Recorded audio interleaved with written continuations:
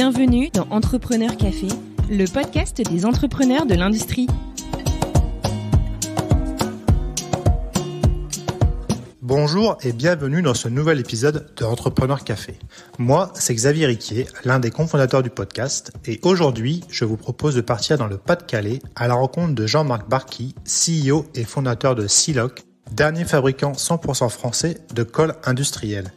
Jean-Marc revient avec nous sur son parcours atypique et sur l'aventure qu'il a amené à créer et développer Siloc. Très engagé et impliqué dans la défense de l'industrie française, Jean-Marc nous apporte un avis fort et tranché sur les relations entre acheteurs de grands groupes et PME françaises. Un dialogue engagé qui nous fait grand plaisir de vous transmettre. Bonne écoute!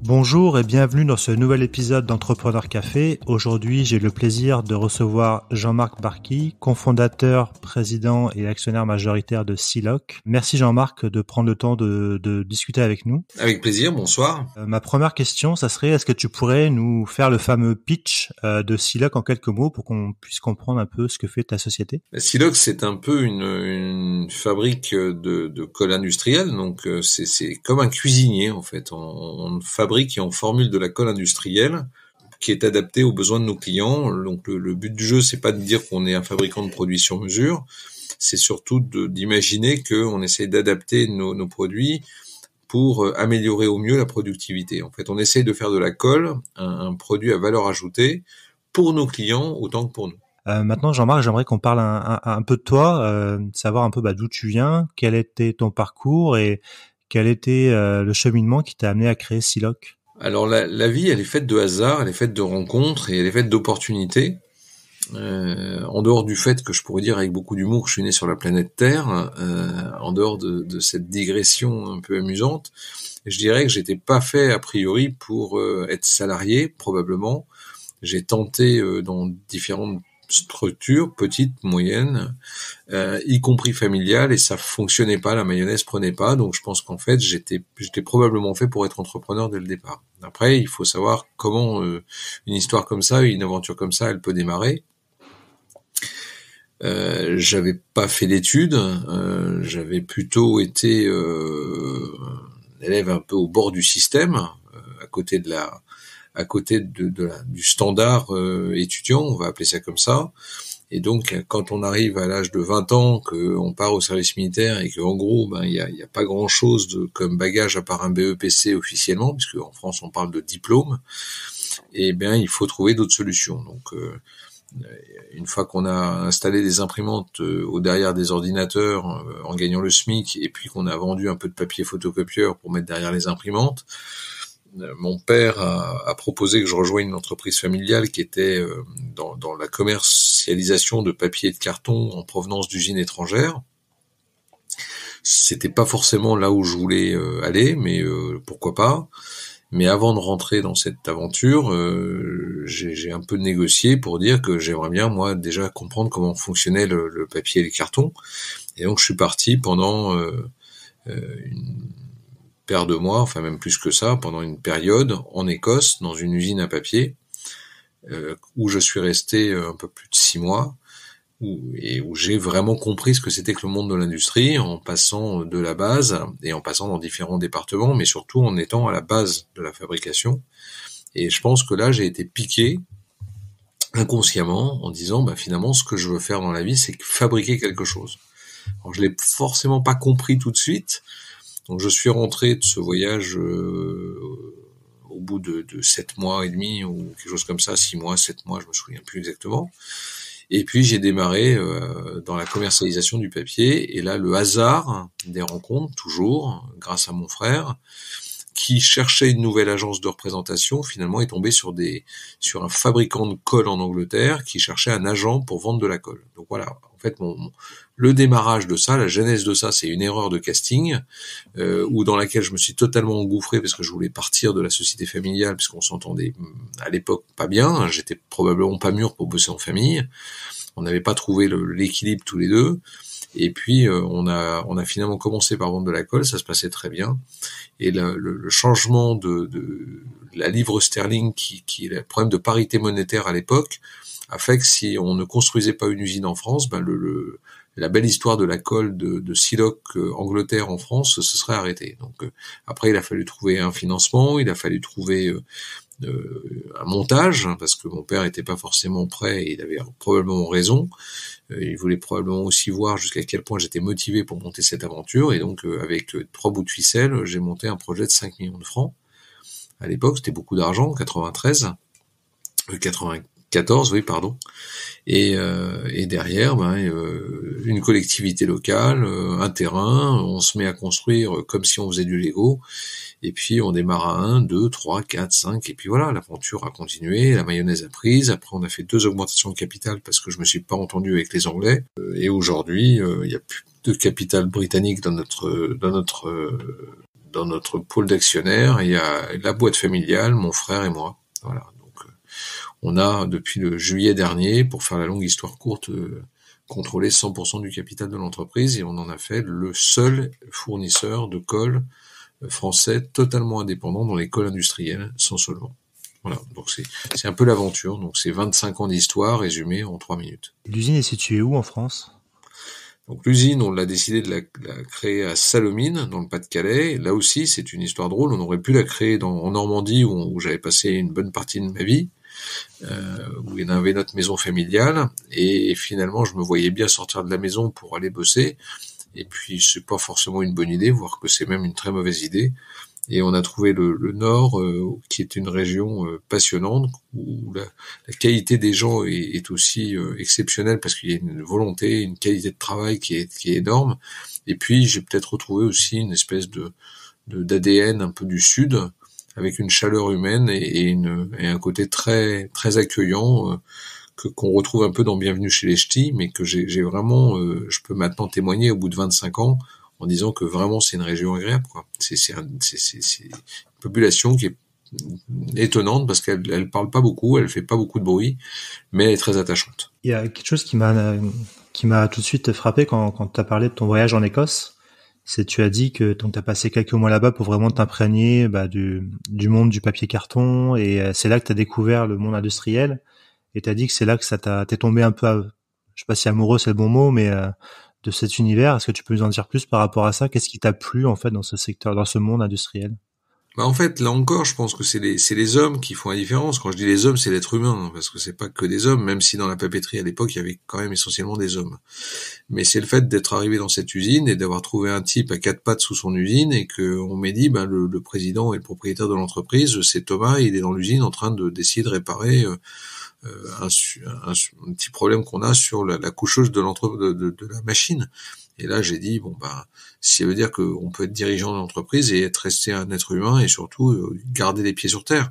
Et ça, pour moi, c'était essentiel, parce que je voulais pas être dans une tour d'ivoire et être loin des gens. Je pense que j'aime trop les gens pour pouvoir imaginer ça. Donc quand j'ai vu ça, j'ai compris que, contrairement à d'autres sociétés que j'avais pu voir même de loin, il y a moyen quand même de faire autre chose que ce que la caricature pourrait imaginer, à savoir que les dirigeants sont dans des tours d'ivoire et loin du monde. Je pense que c'est pas ça. Il y a un peu comme dans certaines armées, comme l'armée israélienne, où les officiers sont devant et les militaires derrière. Je pense qu'un dirigeant, il doit être devant, et puis ses collaborateurs, alors peut-être pas derrière, mais autour de lui. Mais tu vois, c'est plutôt ça, comme ça que je vois les choses, et c'est probablement là où j'ai vraiment eu envie de monter une histoire comme ça, et en particulier pour me dire que il y avait toute une mécanique dans l'industrie qui est la mécanique de la transmission du savoir, ce qu'a fait Thomas avec moi d'ailleurs, Thomas Tate, et ça j'oublierai jamais. Donc ce que je m'évertue à faire aujourd'hui avec mes faibles moyens, parce que Siloc ça reste une PME de taille modeste, c'est de pouvoir transmettre à chaque fois qu'on peut à de nouveaux arrivants, et faire de cette jeunesse en particulier des passionnés de l'industrie. Donc là, il y a Marion qui vient de rentrer, elle va rentrer pour quelques mois, et j'espère qu'elle va rester après. Si la boîte repart correctement, il n'y a pas de raison. Et du coup, là, tu disais que quand t'as voulu lancer Siloc, donc au début, c'était un partenariat avec une société anglaise, et puis après, vous avez décidé de construire l'usine en France. Tu disais que vous aviez réussi à lever 5 millions de francs à l'époque. Donc pour les plus jeunes d'entre nous, ça fait un peu moins d'1 million d'euros de maintenant. Est-ce que c'était Non, compliqué ça fait un peu moins de 2 millions d'euros maintenant. Ça Ah oui. fait, ça fait 1,5 million. Ça fait, oui, c'est ça, pardon, autant pour moi. C'est moi qui suis en train de calculer de travers. Autant pour moi. Oui, ça fait un peu moins d'1 million d'aujourd'hui. Et donc justement, à l'époque, est-ce que ça a été compliqué de lever cet argent pour monter une usine? Est-ce que t'as eu des difficultés ou est-ce que au contraire Alors, ça a été je répète souvent les mêmes choses. Les rencontres sont essentielles et là encore, la communauté d'agglomération de Lens-Liévin est venue visiter le salon de l'emballage où on exposait. Ces gens-là sont venus nous faire un peu de charme pour qu'on s'intéresse à la région Nord et on avait dit qu'effectivement on cherchait un terrain ou une usine pour s'installer et là ils nous ont dit venez chez nous, vous verrez, on a des trucs à vous montrer. J'ai été me promener là-bas, on nous a montré beaucoup de bâtiments abîmés, comme souvent quand les bâtiments sont désertés parce que les entreprises déménagent, ils sont pas entretenus, donc c'est très rapidement des taudis. Et finalement, j'ai fini par leur dire mais vous avez pas un terrain, un truc vierge et on peut construire dessus quoi. Et l'histoire, elle s'est faite comme ça. Donc, quand on leur a dit, vous avez de l'argent, non. Alors du coup, la communauté d'agglo, pour ça, la région a fait son boulot. C'est-à-dire qu'on leur a dit, on ne veut pas d'argent. On ne veut pas de subventions et d'argent gratuit. Par contre, on veut bien un coup de main pour avancer.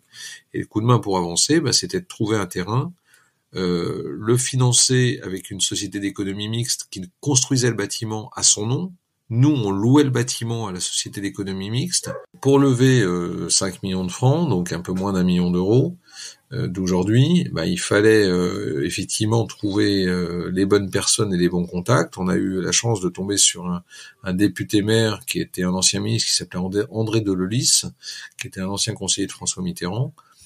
Juste pour l'anecdote, moi j'étais plutôt de l'autre bord, jeune, assez libéral dans mes idées, et derrière, ce qui s'est passé, c'est qu'il lui m'a dit, je sais pas pourquoi, mais je t'aime bien. J'ai compris des années après pourquoi il a dit ça. L'idée d'un accord franco-britannique, ça lui plaisait, parce qu'il voulait rapprocher la région du Nord-Pas-de-Calais de l'Angleterre, et que des histoires entrepreneuriales et industrielles comme ça, il trouvait que c'était intelligent. Donc la mairie s'est portée caution auprès de la SICOMI, la Société d'économie mixte. On a construit ce bâtiment. Après, il y a eu une société qui s'appelait la SODI. C'était une société de la région qui faisait des prêts participatifs. Et après, il y a eu la FINORPA, la financière du Nord-Pas-de-Calais. Donc, on a eu 500 000 francs par l'une, 300 000 francs pour l'autre, le bâtiment financé. Là, on pouvait commencer à démarrer. Donc, c'est sûr qu'on a raconté une belle histoire. Et c'est cette belle histoire, je dirais que c'est ma première levée de fonds sans mettre un centime, quoi. Si je prenais des termes d'aujourd'hui, c'est-à-dire que j'ai convaincu des gens avec un peu de charme, un peu de détermination et de volonté, finalement d'un homme qui m'a dit ce type-là, c'est un bon cheval, on va miser dessus. Et je l'ai recroisé 14 ans après, et il m'a dit je m'étais pas trompé, avec un air malicieux, il est mort 2 ans plus tard. Donc c'est ça qui est pour moi la clé de voûte de ma construction, c'est de se dire que finalement quand on croit en quelque chose, il faut avancer, il faut pas avoir peur. C'est certain qu'il faut avoir un petit peu de chance, ou en tout cas il faut pas oublier les gens qui ont donné le petit coup de pouce, parce que dans le petit coup de pouce, il fallait trouver les banques. Les banques, je les ai eues comment ?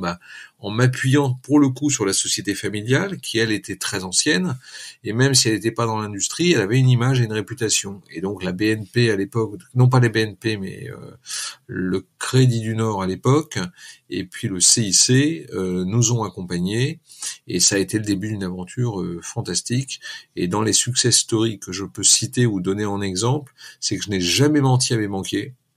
Je leur ai toujours expliqué exactement ce qui allait se passer, et à aucun moment ils ont pu me prendre en défaut sur les chiffres que je leur avais annoncés qui se sont arrivés. Donc ça, pour moi, c'est aussi un facteur clé de succès, parce que quand il y a eu la crise de 2007-2008, ils nous ont pas lâchés, et quand il y a eu la crise qu'on vient de passer actuellement sur le Covid, ils nous ont pas lâchés non plus. Et même s'il n'y avait pas eu le PGE, ils nous auraient pas lâchés non plus. Donc c'est ça qui est intéressant. On construit une image sur la durée, on construit une réputation sur sa durée. Et encore une fois, quand on joue les choses clairement, normalement, on n'est pas déçu. C'est intéressant ce que tu dis là par rapport aux banques, parce que souvent on a l'impression, on a des témoignages d'entrepreneurs qui nous disent que c'est très compliqué le rapport aux banques, souvent quand ils démarrent. Et toi, manifestement, t'es tombé sur des gens qui ont su t'accompagner et surtout te t'épauler dans des moments compliqués quand il y a eu des crises, quoi. Donc c'est toujours intéressant d'entendre ce son de cloche aussi. Mais je pense qu'on fait confiance à des hommes, c'est-à-dire qu'il y a des gens, bien sûr, j'ai déjà croisé des banquiers qui raisonnent comme des calculatrices ou des tableaux Excel. Ça, malheureusement, il y en aura toujours. Maintenant, quand on a des gens qui ont un brin d'intelligence et qui comprennent au-delà des mots qu'est-ce qui se passe dans l'histoire de l'entreprise, je pense que là, on est sur la réalité des choses. Et on va peut-être revenir, grâce à la crise qu'on connaît, à des sujets de ce genre. Il faudra bien que ça reparte, l'économie. Et pour qu'elle reparte, les banques auront aussi besoin des entreprises. Et elles pourront pas bosser qu'avec des entreprises qui sont multimillionnaires. C'est pas possible. Maintenant, si on revient à Siloc, est-ce que tu peux nous en dire un peu plus sur le monde des cols industriels pour les auditeurs qui ne connaissent pas forcément ce type de produit? À quoi ça sert? Quels sont les débouchés industriels? Qui sont vos clients? Alors, je vais donner quelques chiffres macro. La colle industrielle dans le monde, c'est 50 milliards d'euros ou de dollars, enfin peu importe. En Europe, c'est 15 milliards à peu près. Le marché français, c'est entre 800 et 1 milliard, ça doit être plutôt 1 milliard. Et nous, on fait 5 millions et quelques, parce qu'on faisait 6 millions et avec le Covid, on en fait un peu moins. Donc c'est pour dire que l'espace est très large. Et après, il y a plusieurs types de colle. Il y a le marché du bâtiment qui en consomme énormément. Il y a un peu le marché automobile aussi. Et contrairement à ce qu'on pourrait penser, c'est pas là où les volumes sont les plus importants. Il y a un peu de colle dans l'aéronautique. Il y a beaucoup de colle dans le packaging. Donc papier carton est une grosse consommation. Il y a de la consommation dans l'imprimerie, dans les livres, dans le monde de l'édition. Et puis voilà. Donc c'est à peu près les grandes masses qui existent sur les colles. Et puis tout ce qui est marché de l'automotive, la téléphonie, etc. Et les grandes masses, c'est 30% pour le papier carton emballage. On va dire 5% pour l'automotive, entre 5 et 7%. Et puis il y a le marché du bâtiment, ça doit être 25, quelque chose comme ça. Et puis ensuite, ça se dilue entre le monde de la construction, notamment pour le bois, et puis toute la partie meuble, et puis la partie des pièces détachées, ou notamment le monde de la batterie ou des choses comme ça. Batterie, téléphonie et autres. Mais la masse, elle est pas là-dedans. Donc vos principaux clients sont dans le secteur de la pâte à papier, enfin papier carton. Nous, on est surtout papier carton, plastique, polystyrène, galvanisé un petit peu, le monde du bâtiment un petit peu également, mais la majorité de nos marchés, à 75%, c'est papier carton emballage. Ouais. Et du coup, est-ce que vous êtes uniquement sur la France ou est-ce que vous exportez aussi vos produits en Europe, voire ailleurs? On exporte 20% de notre marché, enfin de nos ventes sont à l'export, avec une majorité sur le marché européen. Parce que là aussi, on dit export, mais l'export, ça commence à la Belgique, à l'Italie, à l'Espagne, au Portugal, à l'Allemagne. Et puis derrière, on a quelques marchés aux États-Unis, on en a en Afrique du Sud, en Roumanie, un tout petit peu en Russie. Voilà, c'est là encore, il y a et en Afrique du Nord forcément, et en Afrique également, en Afrique noire. C'est plutôt un marché d'opportunité pour nous, parce qu'on n'a pas une structure dans chaque pays. Donc c'est plutôt des demandes auxquelles on répond, et qui nous permettent d'avoir des clients que l'on rencontre pas forcément d'ailleurs. Et donc justement, toi, en tant que PME industrielle française, je suppose que tu as tes concurrents européens ou étrangers. On entend souvent que les PME françaises sont... je sais pas si mot désavantagé est le bon mot, mais par rapport au poids des charges, etc., quand elles doivent aller à l'export, toi, qu'est-ce que t'en penses? Est-ce que tu penses que, malgré cela, t'arrives quand même à exporter? Donc, ça, je suppose que ça veut dire que tu es quand même compétitif par rapport à d'autres acteurs européens, voire extra-européens. Quelle est ta vision par rapport à ça? Ma vision, c'est que, en fait, il faut se positionner sur le marché qui nous correspond. C'est surtout ça, ma vision. C'est-à-dire que si je veux aller dans le mass market, où la majorité des leaders sont, il faut que j'accepte de me frotter avec les leaders. Si je suis poids plume en boxe, je vais pas aller me frotter avec un poids lourd. Ou alors il faut que j'ai vraiment un truc particulier qui fasse que le combat, je suis sûr de le gagner, parce que j'en sais rien, il faut se mettre à quatre pattes sur un tatami ou sur un ring de boxe ou je sais pas, mais il faut faire en fonction de l'environnement que l'on a. Si le marché demande à un moment donné certaines exigences, et que nous on sait qu'on a une mobilité, on a un côté agile de par notre taille d'entreprise, et qu'on pourra proposer une solution aux clients, et clairement là on a une chance d'avancer, et c'est ce qui se passe dans 80% des cas. Là on est sur un très gros volume potentiel qui a priori est pas pour Siloc, mais en fait c'est nous qui bossons sur le sujet, et le client a décidé de nous donner le marché. Donc, on va inventer quelque chose que le client n'a pas trouvé aujourd'hui sur la place standard. Donc, c'est nous qui développons et c'est nous qui l'aurons. Et du coup, toi, ta vision aussi en tant que acteur très impliqué dans l'industrie en France, notamment, je crois que tu étais impliqué aussi dans le mouvement French Fab. Quelle est ta vision par rapport au rapport de la France vis-à-vis de l'industrie, et qu'est-ce qu'il faudrait faire selon toi pour que ce secteur qui est quand même assez primordial pour notre pays soit mieux pris en compte et mieux accompagné pour se développer? Je pense qu'on a déjà énormément de chance. Faut quand même être clair. Il y a beaucoup de pays qui n'ont pas cette chance-là. On a quand même, notamment avec cette crise-là, on a vu ce que l'État était capable de faire pour nous accompagner. Je crois que ce qu'il faut surtout, c'est pas tellement attendre de l'État, c'est que les gens changent de culture, c'est que les gens changent de mentalité. Un acheteur qui est dans une grande boîte française, son premier réflexe, ça serait d'aller sourcer en France. Et après, il verra si c'est compétitif ou non. Mais je dis toujours avec beaucoup d'humour, étant le dernier producteur de colle indépendant français, mais notre téléphone, il devrait sonner H24. On devrait avoir des coups de téléphone tous les jours avec des demandes entrantes. Comment se fait-il qu'on n'ait pas consulté? C'est juste insensé. Donc, s'il n'y a pas un changement de culture avec des gens qui se prennent pour ce qu'ils sont pas, du reste, parce que à un moment donné, un acheteur, il est acheteur à un temps T, et puis il sera acheteur rien du tout à un temps T plus 1. C'est-à-dire que ça fait partie des choses où il faut aller chercher de la valeur ajoutée. Si c'est uniquement pour acheter au moins cher, ça n'a pas de sens. Je crois qu'aujourd'hui, il faut se positionner, notamment avec ce qui se passe dans le monde de la RSE, où on parle beaucoup de RSE et de développement durable. Et ça commence par sourcer à proximité. Et je pense que là-dessus, il y a des choses à faire. Et on voit bien que si on anéantit des entreprises parce qu'on ne les fait pas grandir, elles ne peuvent grandir que si on leur donne des choses à faire. Si on leur donne rien, ou si la porte est fermée, on trouve porte close, notamment dans certains grands groupes que je nommerai pas, c'est tellement compliqué pour y rentrer, et c'est tellement une usine à gaz que on est découragé avant de démarrer, et même si on essaye, de toute façon on est mis dehors. Donc les chances d'aboutir sont nulles. J'ai déjà entendu un directeur des achats d'un grand groupe me dire mais avec votre taille d'entreprise, comment vous voulez qu'on travaille ensemble? S'il savait ce qu'on pouvait lui apporter comme valeur ajoutée sur ces lignes, je pense qu'il réfléchirait 3 fois. Mais encore une fois, on a ce syndrome en France du petit, du moyen et du grand. Moi, j'ai pas le syndrome du petit, moyen, grand. Je considère qu'une entreprise, c'est une entreprise. Qu'on s'appelle Danone, Siloc, j'en sais rien moi, France Télécom, Orange et je sais pas quoi, ça reste des entreprises, point final. C'est pas du tout, elles sont pas mieux que les autres. D'ailleurs, il y a des entreprises de petite taille qui sont rentables, et il y a des entreprises de grande taille qui perdent des sommes astronomiques. Et l'inverse est vrai aussi d'ailleurs. C'est intéressant ce que tu dis sur les achats. Donc, je sais pas si tu le sais ou si les auditeurs le savent, mais j'étais acheteur industriel de formation, donc j'ai commencé ma carrière dans les achats, dans les groupes industriels. Et ce que tu dis là, moi, c'est quelque chose que j'ai vécu donc il y a une dizaine d'années. Ce rapport au fait que le prix absolument, et il y avait aucun je sais pas si on peut dire patriotisme économique, mais peu importe que le fournisseur soit français, moldave, russe, chinois, tant qu'il était pas cher. Et ça m'avait beaucoup marqué à l'époque, parce que moi j'étais pas du tout dans cette culture-là. Enfin, j'ai pas été formé comme ça par mon tuteur qui m'a formé dans les achats. Et j'avais cru comprendre que ça avait quand même évolué ces dernières années, et que les acheteurs des groupes français avaient quand même évolué. Est-ce que toi, t'as pas vu d'évolution à ce niveau-là, ou tu sens qu'il y a quand même une prise de conscience? Non, j'en ai pas vu, et si j'en avais vu, je serais consulté. Je suis désolé, mais aujourd'hui, on sait qu'il y a peu d'acteurs sur la place. Moi, quand je suis acheteur aujourd'hui, à mon petit niveau, je cherche des fournisseurs locaux déjà.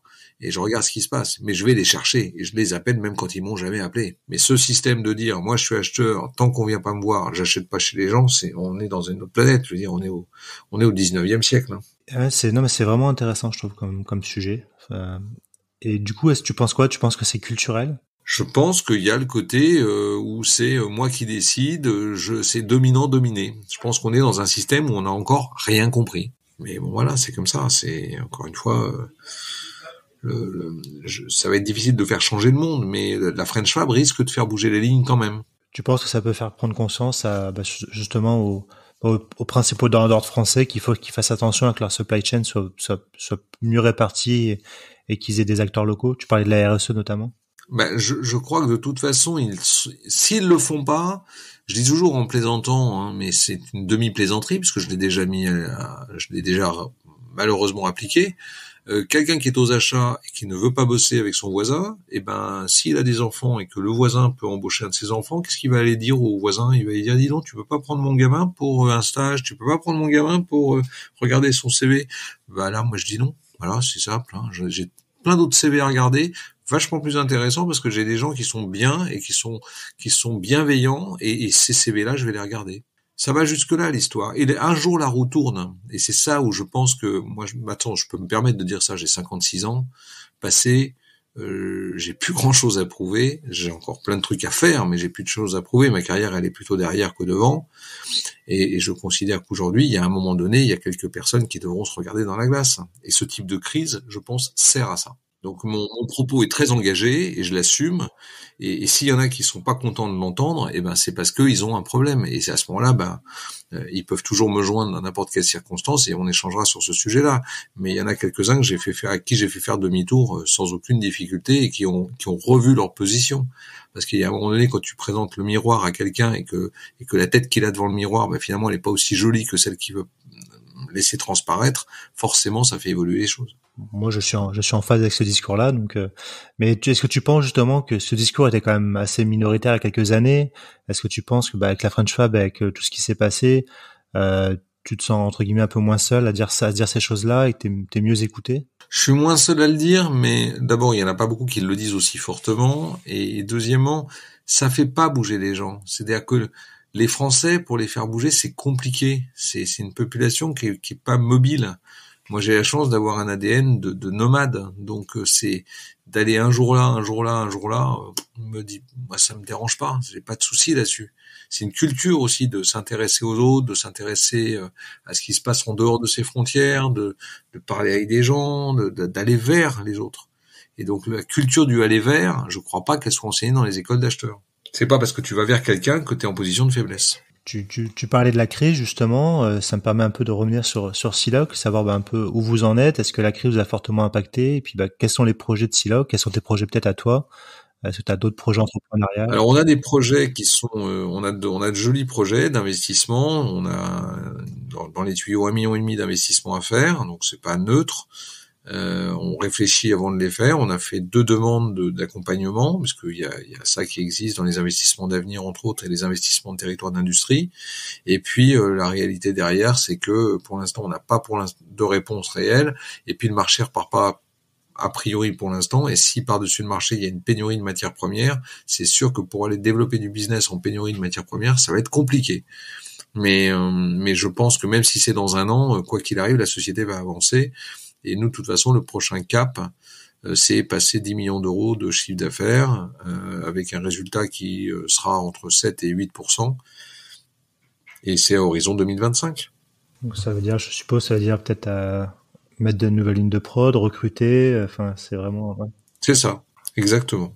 Et du coup, toi, ça veut dire que tu te projettes vraiment, donc à 5 ans, tes projets sont vraiment encore liés à Siloc, ou est-ce que tu as d'autres projets entrepreneuriaux, vu que d'après ce que j'ai compris, tu es vraiment dans une démarche, toi, de vie qui fait que tu as toujours envie d'entreprendre très tôt? J'ai toujours envie de faire bouger les lignes, j'ai toujours envie de faire avancer la boîte, ça c'est sûr. Et puis j'ai bien encore quelques années devant moi pour bosser, donc je pense pas que j'ai envie de m'arrêter tout de suite. Maintenant, s'arrêter c'est une chose, trouver un partenariat et se rapprocher d'autres entreprises, ou si quelqu'un vient taper à la porte en disant on est intéressé par votre boîte, qu'est-ce qu'on pourrait faire ensemble, j'irais un actionnaire qui veut rentrer, why not, hein, j'ai pas d'aversion sur ce sujet-là. Je considère que ça fait partie de la vie d'une entreprise. Si en plus ça lui permet d'avancer et de grandir, et qu'il y a des synergies potentielles entre les différentes entreprises, moi je pense qu'il faut le faire. Il faut pas rester arrêté sur ces sujets-là. Jean-Marc, on arrive au terme de l'entretien. La dernière question que je pose habituellement, c'est si tu aurais un ou deux conseils à donner à quelqu'un qui souhaiterait se lancer dans l'entrepreneuriat, mais qui sait pas forcément par où commencer, ou alors des pièges à éviter. Alors, ce que je dis toujours, je répète la même chose depuis très longtemps, parce que je l'adore, et même s'il est parti, il s'est envolé, hein, Jean-Paul II avait une parole que je trouve exceptionnelle. Il disait « N'ayez pas peur ». C'est une vraie parole d'entrepreneur, c'est-à-dire que c'est un entrepreneur, il aime le goût du risque, il aime se lancer. Je dirais n'ayez pas peur, et n'ayez pas peur de trébucher. Alors on dit en France tomber. Non, on tombe pas quand on est entrepreneur, on trébuche, éventuellement. Et quand on trébuche, on peut se relever, et non seulement on se relève, mais on peut repartir. Et même en trébuchant, on peut aussi terminer dans le peloton de tête. Donc, je crois qu'il faut pas se poser de questions. Et la deuxième remarque que j'ai envie de faire, c'est n'écoutez pas tout ce qu'on vous raconte. C'est-à-dire que quand on a voulu démarrer Siloc, mes petits camarades qui avaient tous fait des écoles extraordinaires me disaient dans 2 ans, comment tu veux réussir? T'as pas fait d'école de chimie, t'as pas fait d'école d'ingénieur, t'as pas fait d'école de commerce. Bon, voilà, ça fait 25 ans, donc ils avaient tout à fait raison. Il fallait surtout pas que je me lance, mais il fallait surtout pas que je m'arrête dans le projet. Et donc ils ont eu raison de tenter de me décourager. Donc ça, c'est juste une chose, c'est qu'il faut rester déterminé et droit dans ses godasses pour avancer, et en disant j'ai envie d'avancer dans ce sujet-là parce que j'y crois et j'ai envie d'avancer. La troisième chose, il faut savoir gouverner à plusieurs. Il faut savoir s'appuyer sur les autres, mais pas s'appuyer sur une personne. Il faut s'appuyer sur une équipe.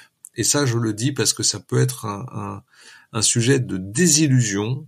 On ne peut pas mettre toute sa confiance sur une personne. C'est impossible, ça n'est pas une bonne idée.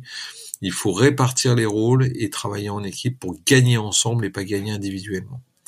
Et ça sera mon mot de conclusion. Eh bien, merci beaucoup Jean-Marc. Je te souhaite plein de succès à toi et à Siloc. Vous avez de très beaux projets, donc j'espère qu'en 2025, vous aurez atteint tous vos objectifs. Merci beaucoup Xavier, je suis ravi. J'espère que cette émission, ce beau moment qu'on a passé ensemble sera apprécié par tes auditeurs, et j'espère surtout que ça donnera envie à un certain nombre de jeunes de se lancer. Merci. Merci Jean-Marc, merci. Merci Xavier, à très bientôt.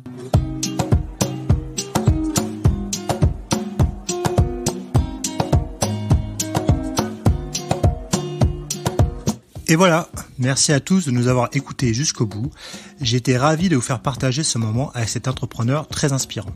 N'hésitez pas à nous soutenir et laisser vos commentaires sur nos réseaux sociaux LinkedIn, Twitter et Instagram, ou bien encore nous laisser 5 étoiles et un avis sur Apple Podcast. Nous vous donnons rendez-vous jeudi prochain pour le prochain épisode de nos podcasts. À jeudi!